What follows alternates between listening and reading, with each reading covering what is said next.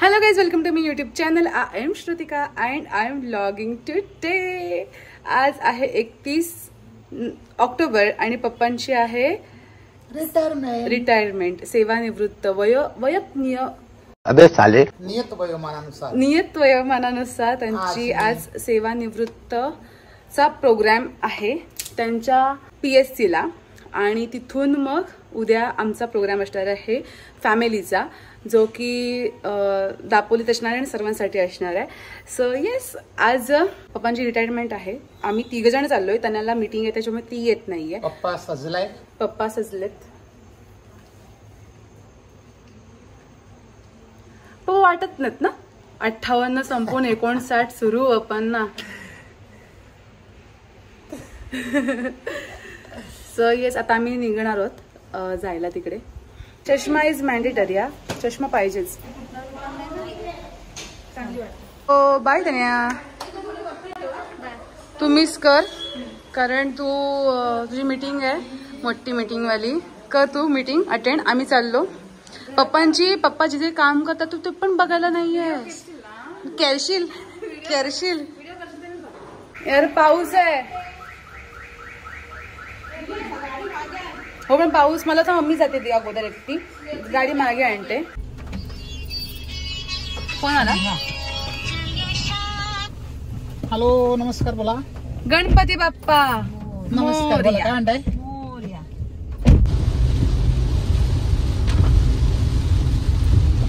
करते की त्याने स्टेजकडे यावं आणि स्थानापन्न व्हावं.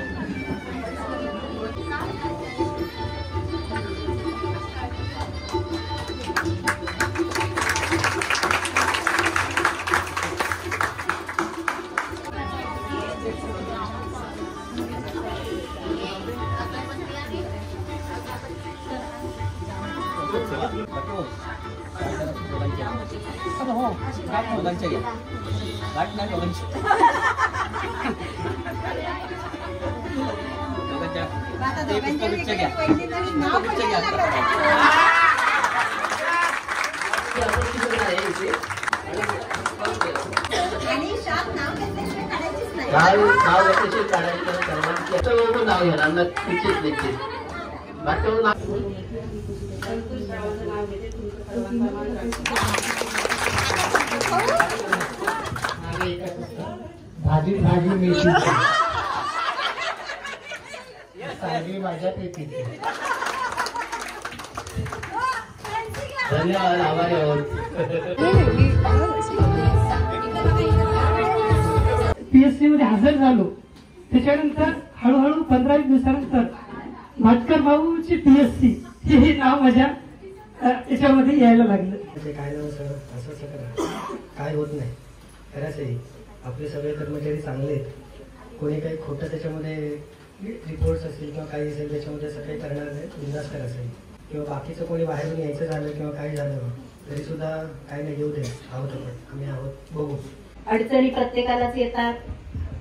त्यांच्याबरोबर वडवशीचे MPW म्हणूनही काम आम्ही पाहिलंय किंवा आम्ही सोबत केलंय आणि आज आरोग्य सहाय्यक म्हणून निवृत्त होत आहेत सेवेतनं, तेही काम पाहिलंय. काही वर्ष तालुक्यालाही होते, त्यामुळे आता जे म्हणाले की पीएससीला एकत्र ठेवले, तर मी म्हणेन नाही, त्यांनी पूर्ण तालुक्याला एकत्र ठेवले नक्कीच. कारण कुठल्याही पीएससीतून पीएचओला भाटकर भाऊ बसलेत एक फोन करायचा कधीही, अगदी संध्याकाळी. आणि कोरोनाच्या काळात तर मला वाटतं आपल्या तळागाळातल्या कर्मचाऱ्यांना खूप त्रास होत होता आणि त्यावेळेला पीएचओला एकमेव भाटकर भाऊ बसलेले असायचे की एनी टाइम जो काही अडचण असेल ती भाटकर भाऊ तिथून सोडवायचे. काही असेल, काय हवंय नकोय, रिपोर्ट करायचा नाही, आणि त्यातून अरे हे असं नकोय, आम्हाला असं करून द्या.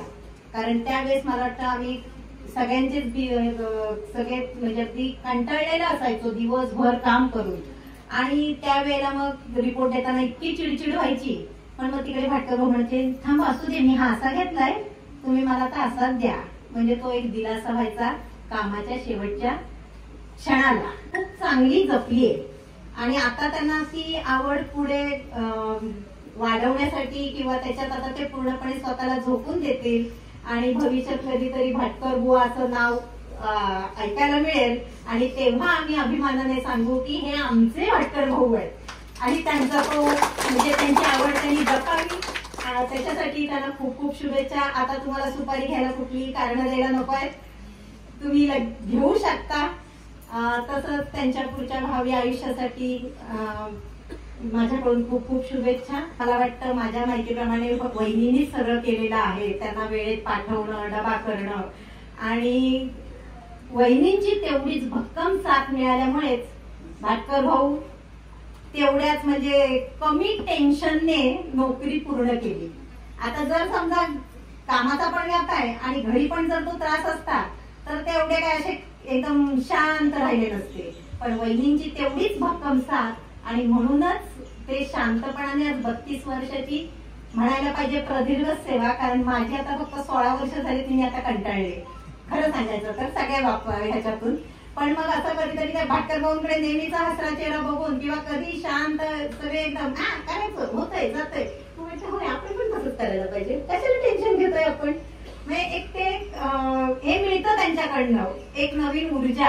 आता ती ऊर्जा आता आमच्याकडे उद्यापासून पीएससीत नसणार आहे, तर आता काही मी असं विसरू हे करू वगैरे असं होणारच नाही. कारण आपल्याकडे मोबाईल आहे, आपण प्रत्येकाच्या टच मध्ये दर दिवसाला राहणार आहोत, तो हे नाहीये. सेवानिवृत्त होत आहे तसे भाटकर भाऊंनी कुटुंबासाठी जो वेळ दिलेला आहे तसा कुटुंबातली ती स्त्री म्हणजे भाटकर भाऊंचा हा जो परिवार आहे त्यांनी देखील भाटकर भाऊंना आपल्या कामात भरपूर मदत केलेली आहे. म्हणून त्यांचा हा यशाचा गाडा इथपर्यंत आजपर्यंत पोहोचलेला आहे. म्हणून मी मगाशीच म्हटलं की घरातल्या कुटुंबाची देखील आपल्या कर्त्या पुरुषाला साथ मिळणं हे अत्यंत महत्वाचं असतं.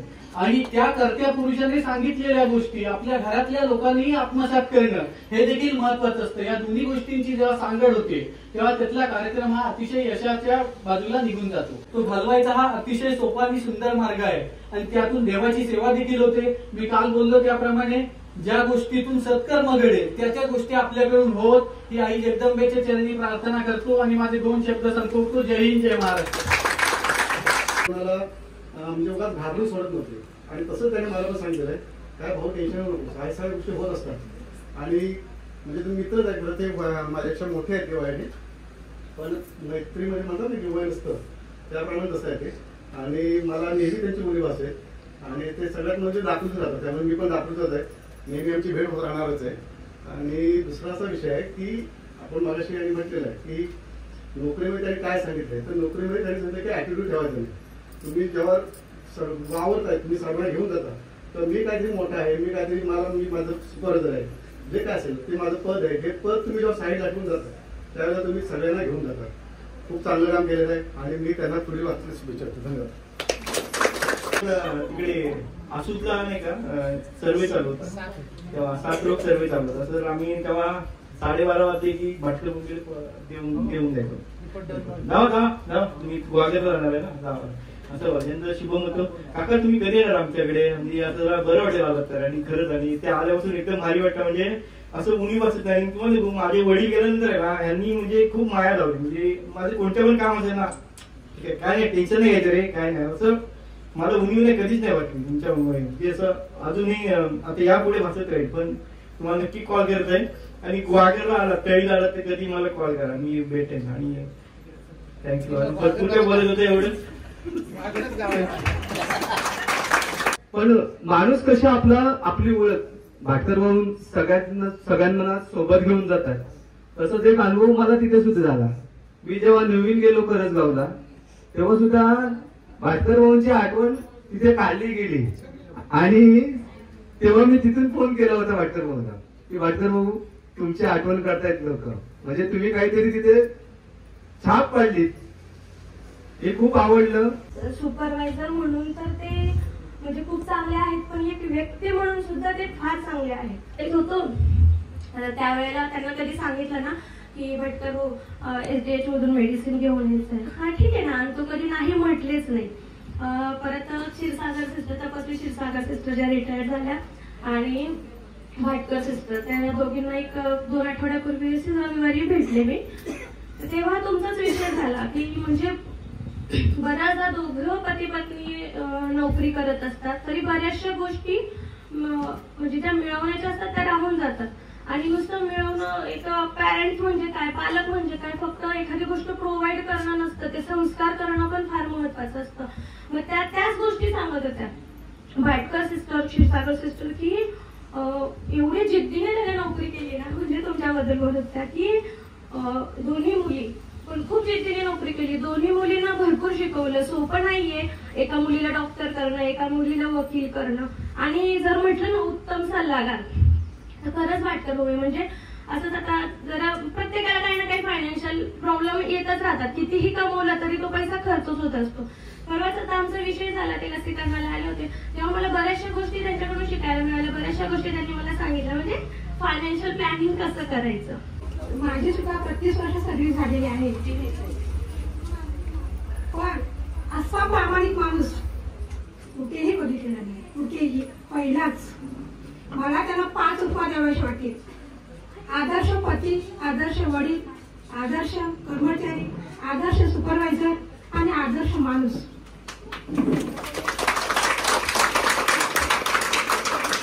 त्यापासून ऐकलं, या PSC आल्यापासून तिथेपासून सख्या भावासारखंच मानलेलं आहे. सख्खा भाऊच. भाटकर भाऊ तुमच्याबद्दल काय बोलावं हे मला सुचत नाहीये. तुम्ही जे आपण तिघांचं जे त्रिकूट आहे सुपरवायझर म्हणून, त्यामध्ये तुम्ही शेते भाऊला जे बाळा म्हणून हात मारता ना, त्याच्यामध्ये खूप प्रेम आहे. भाटकर भाऊंबद्दल सगळ्यांनी खूप काही आता बोललंय, सगळ्यांकडून पॉझिटिव्हच आहे. म्हणजे तालुक्यामध्ये भाटकर भाऊचं नाव घेतलं तर कोणी आज सगळ्यांना बोलत सगळा तालुका इथे आला असता, आपण बोललो म्हणून. नाही आता रिटायरमेंट आहे माझी, म्हटलं तुमची रिटायरमेंट बघून अजूनही वाटत नाही की हा माणूस रिटायरमेंटला आलाय. झाल्यानंतर जसे महिने जात राहिले, आम्ही दुपारी जेवायला सगळे एकत्र बसतो. नेहमी विषय, भाटकर किती महिने राहिले? मॅडम 16 महिने, मॅडम 5 महिने. आज शेवटी एक दिवस राहिला भाटकर भाऊ. प्रशासकीयमध्ये खूप गोष्टी आहेत, तुम्हाला लोकांना खूप अनुभव आहे माझ्यापेक्षा. इथे आल्यानंतर काहीच माहित नव्हतं, म्हणजे रेकॉर्ड कसे बघायचे किंवा कुठल्या कर्मचाऱ्याचं कुठचं काम आहे किंवा कुठली माहिती कशी द्यायची आहे, तालुक्याला कसं द्यायचंय, इव्हन सिनियरशी बोलायचं कसं आहे, ह्या गोष्टी सुद्धा भाटकर भाऊंनी मला शिकवल्या. म्हणजे तालुका ग्रुपला किंवा जिल्ह्याच्या ग्रुपला एखादी माहिती आली, एखादी योजना राबवायची, एखादा प्रोग्राम करायचाय, आपल्या ग्रुपला लेटर टाकायचे आणि भाटकर भाऊला लेटर टाकायची. सकाळी भाटकर भाऊ यायचे, मॅडम हे लेटर असं आहे, त्याचं नियोजन असं झालेलं आहे. म्हणजे आजपर्यंत कुठलं नियोजन त्याच्याकडे रेडी नाही, असं कुठलंच मला टेन्शन नव्हतं. बोलली भाटकर भाऊ जा जिल्ह्याला 1 वर्ष वाढून घ्या. होतात नको मॅडम, असं काय होणार नाही. पण त्यांनी शब्द दिलाय रिपोर्ट मीटिंगला वगैरे मध्ये मध्ये ते आपल्याकडे येणार आहे, त्याच्यामुळे काय टेन्शन घेऊ नका. सगळे एक्स्ट्रा आणायचं मला. मी ओपीडी मध्ये मॅडम उद्या पापलेट आणलंय, आज पापलेट आणलंय. ओपीडी लवकर आपण डबा खायला बसायचो.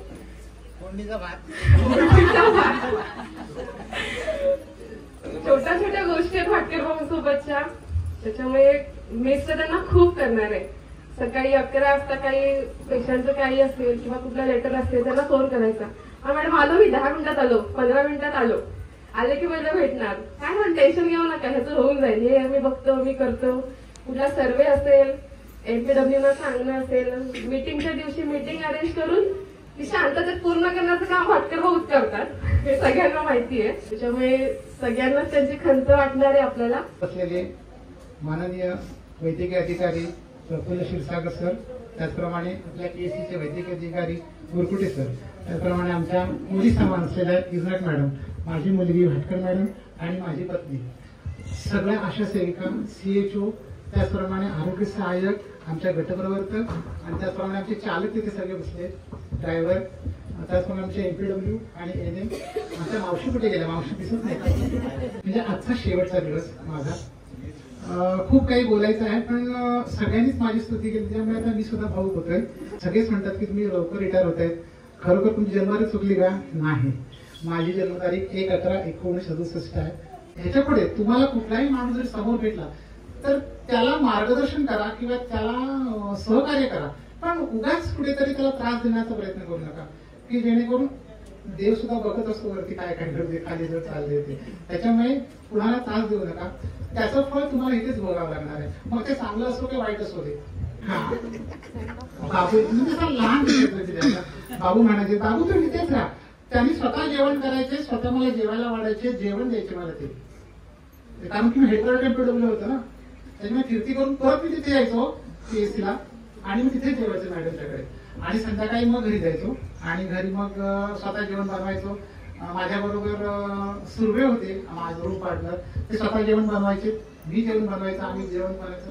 त्याच्यात मग काय काय वेळेला मला काळवी झाली, बरंच काय झालं तिथे घडणार नाही की तसं एरिया तो पाण्यामुळे खूप काळवीचे किंवा इतर साथीचे प्रादुर्भाव व्हायचे, मलेरियाचे पेशंट निघायचे.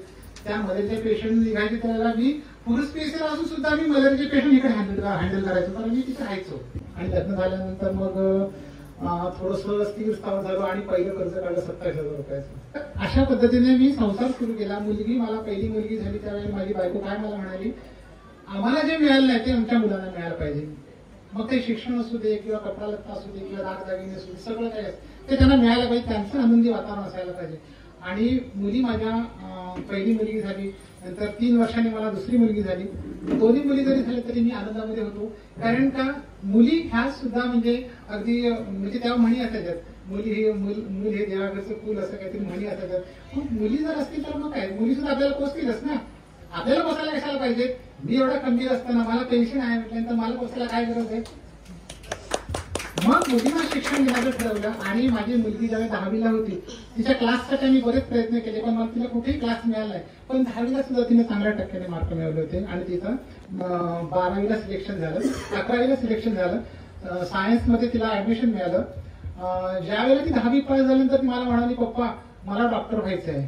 माझ्या पायाखाली जमीन सरकली, कारण डॉक्टरला खूप पैसे लागतात. पण तरी सुद्धा जिद्दीने मी उभा होतो. परशुराम रुग्णालयामध्ये जेव्हा तिची सिलेक्शन झालं त्यावेळेला मी माझा मित्र भाऊ आहे रे त्याला फोन करून सांगितलं की अरे असं असं साहित्य न्यायचं आहे, तिचं ऍडमिशन झालंय, तर आपल्याला गाडी पाहिजे. तुम्हाला एवढंच का? त्याने त्याच्या भाच्याची गाडी, तुषार भागवत, डॉक्टर तुषार भागवत यांची गाडी आणली. काही विचारलं, त्याची गाडी उचलली, सरळ निघून आला. गाडीत सामान टाकलं सगळं आणि आम्ही ती आधीच पुढे गेलेली होत्या. गाडीत सामान टाकलं सगळं, गादी आम्ही खेडमध्ये गादी घेतली तिच्यासाठी आणि आम्ही सगळं ते साहित्य पोहोचवलं. एवढं करत असताना सुद्धा 8 दिवसांनी मी तिला आणायला जायचो, कारण मच्छी मिळत नाही, मटण मिळत नाही तिकडे. आणि तिचे खूप जेवणाचे हाल व्हायला लागले होते, कारण तिथे आळ्या सापडायच्यात. जिथे ती खात होती तिथे आळ्या सापडायच्यात. मग मी तिला शनिवारी सकाळी 11 वाजता इथनं निघायचो. त्यावेळेला इथे पठाण सर होते. पठाण सर म्हणाले, भाटकर भाऊ तुमचं मुलीचं ऍडमिशन झालेलं नाही, तुम्ही जोपर्यंत ऍडमिशन होत नाही तोवर तुम्ही ते आलात नाही तरी चालेल, तुम्हाला जसं जमेल तसं इथे या आणि तुमचं सगळं मुलींचं शिक्षणाचं सगळं करून या आणि नंतर तुम्ही तुमचं काम करा. एवढी मुभा देणारा फक्त एकच माणूस होता, पठाण सर. पठाण सरांनी खूप म्हणजे मी त्या पठाण सरांना ज्यावेळेस ते आसूदला होते त्यावेळेस त्यांना मी माझ्या गाडीवरून त्यांना इथे घेऊन यायचो. त्याचं खूप म्हणजे मला खूप चांगलं सहकार्य लाभलं. त्यानंतर शिवा बिरादर सर सुद्धा होते इथे, त्यांचं सुद्धा मला खूप छान म्हणजे सहकार्य लाभलं. त्यांनी स्वतःची पुस्तकं माझ्या मुलीसाठी दिली होती वाचण्यासाठी. काही पुस्तकाचं मला नाव येत नाही, पण ते पुस्तकं सुद्धा दिली होती की ही वाचायला सांगा तुमच्या मुलींना. आणि अशा तऱ्हेने तिचं शिक्षण पूर्ण झालं, कॉलेज झालं, म्हणजे शिक्षण पूर्ण झालं. त्याच्यानंतर मुंबईमध्ये नोकरी झाली आणि आता साकोळे PSC मेडिकल ऑफिसर म्हणून ते कार्यरत आहेत. मला खूप अभिमान आहे. त्याचप्रमाणे माझी दुसरी मुलगी सुद्धा तन्वी भाटकर, ऍडव्होकेट तन्वी भाटकर, ह्या वकील होण्याचं कारण म्हणजे आमच्या दांडेकर सिस्टर. माझ्या मुलीचं स्वप्न होतं की तिने हॉटेल मॅनेजमेंट करावं. पण नंतर तिच्या मनामध्ये असं आलं की हॉटेल मॅनेजमेंट उभ्याने काम आहे, सगळं उभ्याने करावं. म्हणजे ज्या पाणी असतं खाली ते लादीवर सगळं असतं ते उभे, त्याच्यामुळे तिला ते झेपणार नव्हतं. मग दांडेकर सिस्टर म्हणा, अरे तुम्ही वकील करा, ऍडव्होकेटचं म्हणजे कोर्स आहे जवळ रत्नागिरीमध्ये, कोर्स ते करा. आणि मग तो माझ्या डोक्यात प्रकाश पडला. पण त्यासाठी त्याला सीईटी द्यावी लागत होती, ती वेगळी सीईटी होती. आणि VCETचा आम्ही दुसऱ्या वर्षी फॉर्म भरला आणि तिचा नंबर लागला देवरुखला रवींद्र माने त्या कॉलेजवर नंबर लागला. ती सुद्धा मुलगी माझी तिथे परीक्षा दिली, चांगल्या मार्काने पास झाली आणि तिला तिथे सिंहगड कॉलेज मिळालं. तिथे सुद्धा तिथे चांगल्या मार्काने ती पास झाली. कुठेही तिथे सीईटी म्हणजे काय म्हणतात त्याला 80 नाही लागली, कुणाला आम्हा सुद्धा नाही लागली आणि आमच्या त्या मुलीला पण नाही. सलग सतत पास होत गेल्या आणि मला त्याने खूप चांगलं सहकार्य केलं की कुठेतरी अमाप पैसा भरावा लागला नाही. खूप छान असं सहकार्य दोन्ही मुलींनी केले. आज ती सुद्धा एका कॉर्पोरेट कंपनीमध्ये कामाला आहे, नोकरी करते. माझी मोठी मुलगी सुद्धा नोकरी करते. मी खूप समाधानी आहे की जेणेकरून मला कोणतंच टेन्शन नाही. आणि तुम्हाला सांगू का, मी कोणतं टेन्शन घेतलं नाही, पण मी प्रयत्न मात्र नक्की केले. प्रयत्न मी कधीच सोडला नाही. माझ्या मुलींना ज्यावेळेला क्लास मिळत नव्हता, मी किती ठिकाणी ते क्लासला म्हणजे शोधलं, पण जे ज्ञानदीप विद्या मंदिर आणि क्लास यांचं टायमिंग जुळत नसल्यामुळे कुठेच तिचा क्लास होत नव्हतं. पण तिने स्वतः अभ्यास केला आणि पास होत गेला. ते सगळं झालं आणि ह्या सगळ्यात माझ्या पत्नीने म्हणजे माझ्या बायकोने खूप छान असं सहकार्य केलं. 3.5 वर्षांमध्ये लोकांना समजून घेण्याच्या आधीच लोक रिटायर होतात. तो त्या लोकांबद्दल जी बाकीची भाषणं करतात त्यातूनच मला समजतं की तो व्यक्ती कसा आहे. त्यामुळे आजच्या भाषणामधून पण आणि जेवढा सहवास मला भाटकर भाऊ सोबत आला होता त्यानुसार नक्कीच एक चांगलं व्यक्तिमत्व. दुसरं म्हणजे की सगळ्यांना सोबत घेऊन चालणारे, नेहमी हसतमुख असणारे, मी ते नेहमीच ऑब्झर्व केले त्यांच्याबद्दल. आणि तोंडावर पण एक वेगळी गोष्ट असते जी काही मला फारशी त्याच्याबद्दल काही एवढं अट्रॅक्शन नाहीये, पण तोंडावर बोलताना पण न दुखवता बोलणं ती एक वेगळी कला आहे ती त्यांच्यामध्ये, की सगळ्या गोष्टी सांगून पण सगळ्यांना सामावून घेऊन पण त्यातून एक तोडगा निघेल आणि त्यातून एक वातावरण चांगलं राहील अशा प्रकारचं व्यक्तिमत्व आहे. मगाशी त्यांनी ज्या बऱ्याच गोष्टी आता सांगितल्या की शेवटी कसं आहे की प्रत्येकालाच माहित असतं की त्याचा प्रवास कसा आहे. त्यामुळे इथपर्यंत येण्यासाठी त्यांनी जे जे काही केलं असेल आणि त्याचा शेवट नक्की एवढा गोड झाला याचा अर्थच आहे की त्यांनी आतापर्यंत जे केले ते खूप प्रामाणिकपणे आणि मनापासून केले. प्रत्येक व्यक्ती, प्रत्येक कॅडरचा व्यक्ती त्यांच्याबद्दल इतकं चांगलं सांगतोय म्हणजे नक्कीच त्यांनी सगळ्यांना सोबत घेऊन चालले. सगळ्यांच्या सिस्टरांपासून डॉक्टर वैद्य असतील, बऱ्याच जणांच्या भाषणातून आलं की त्यांनी त्यांच्या पर्सनल प्रसंगी पण त्यांनी मदत केलेली आहे. आणि ती गोष्ट कुणी सांगण्याने नक्कीच त्याचा प्रभाव पडेल, पण ती गोष्ट मी जवळून बघितली पण आहे की बऱ्याच छोट्या छोट्या गोष्टींमधून तो अनुभव आलेला की प्रत्येक गोष्टीत कधी नाही हा शब्द नसेल त्यांचा, कधी मी ऑब्झर्व केला नाही की प्रत्येक गोष्टीला एक सकारात्मक रिस्पॉन्स असायचा. आणि दाभोळ PSC माझ्याकडे अतिरिक्त चार्ज आहे नक्कीच की सोनावणे भाऊनी पण चांगलं तिथं काम केलेलं आहे. परंतु ही गोष्ट पण सांगावीशी वाटते की भाटकर भाऊ आल्यानंतर बराचसा सोनावणे भाऊंमुळे असं नाही पण एक जनरल जो दाभोळचं एक वातावरण होतं ते नक्कीच चांगलं झालंय. त्या दोघांनी चांगला प्रयत्न केला त्यामुळे एक जनरल एक काही गोष्टी यायच्या कानावर त्या कुठेतरी 1 वर्ष 1.5 वर्ष अशा झालेला नाही. ते त्यांचं कौतुक आहे. आणि त्या सगळ्यांचाच रोल असतो, असं पण एकामुळेच ती गोष्ट नसते. शेवटी त्यांनी जिथे येऊन सांभाळून घेतलं पण बाकीच्यांनी पण साथ दिली त्यामुळे त्या गोष्टी तिथपर्यंत आल्या. त्यामुळे त्यांचं विशेष त्याबद्दल अभिनंदन. आज त्यांनी सांगितल्याप्रमाणे त्यांची फॅमिली पूर्ण एक वेल सेटल आहे. एक डॉक्टर आहे, एक वकील आहे, ती खूप मोठी गोष्ट आहे. एका पगारात त्या गोष्टी भागवणं ही खूप म्हणजे खूप तारेवरची कसरत असं म्हणू शकतो. मी माझ्या घरी ती गोष्ट बघितलेली आहे. त्यामुळे त्यांचे त्यासाठी विशेष अभिनंदन. आणि तुम्ही यापुढे जर बऱ्याच जण सांगितलं तसं भजन करत राहा, आम्हाला त्याचे व्हिडिओ पाठवत राहा आणि ह्या सगळ्यासाठी तुम्हाला एक उत्तम आरोग्य मिळू देत. कसं आपण एक लहानपणापासून ऐकत असतो की शाळा झाल्यावर ही गोष्ट करू, नंतर कॉलेज झाल्यावर करू, नंतर एक सेटल झाल्यावर करू आणि शेवटचं आता हे एक रिटायरमेंट नंतर करू. त्यामुळे आता ज्या गोष्टी करायच्या त्या करून घ्या आणि त्यासाठी तुम्हाला एक उत्तम आरोग्य लाभू देत. तुम्हाला जी गोष्ट करायची त्यासाठी कुठलाही अडथळा नको येऊ देत हीच आमच्या सगळ्याकडून प्रार्थना, उंबरले दाभोळ सगळ्या तालुक्याकडून. आणि तुम्हाला एक पूर्ण फॅमिलीला एक चांगलं आयुष्य लाभू देत आणि एक नवीन चांगली सुरुवात होऊ देत, हीच प्रार्थना. थँक्यू. त्यामुळे आयरे भाऊ, जाधव भाऊ आणि आमचे प्रत्येकांचा सत्कार करतायत. 1 मिनिट जाऊन 2 मिनिटं बसा.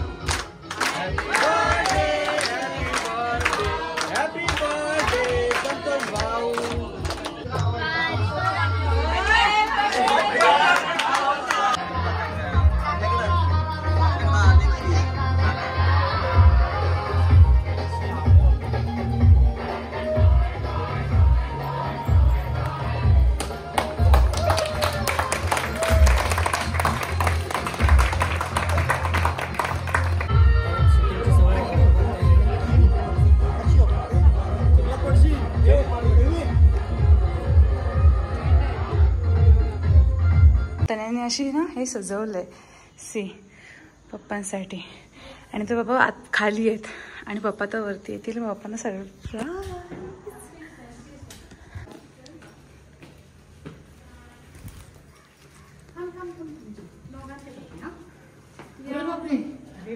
त्यांच्या हातातून तर घ्या ते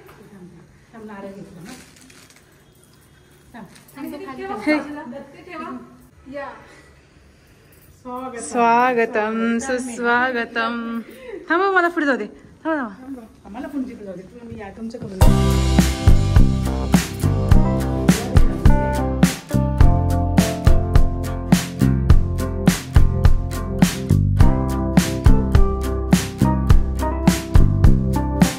बसा बसा बसा बसा.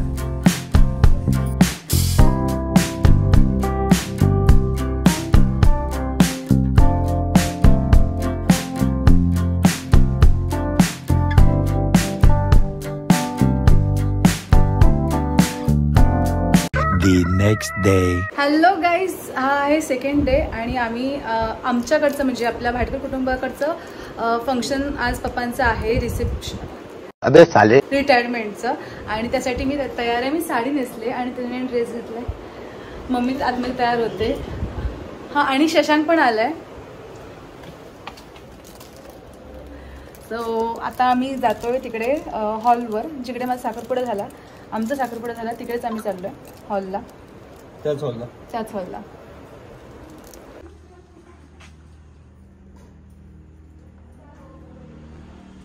छान केलंय.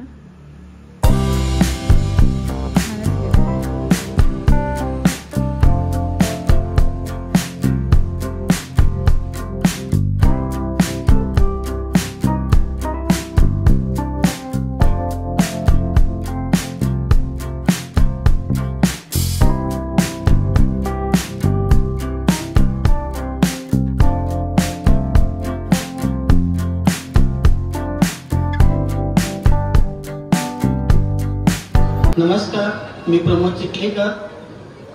भाटकर कुटुंबियांनी जो आपला कौटुंबिक सोहळा सेवानिवृत्तीनिमित्त जो कौटुंबिक सोहळ्याचं आयोजन केलेलं आहे, या आयोजनामध्ये उपस्थित मान्यवर आणि मित्र आणि त्यांच्या परिवाराचं मी स्वागत करतो.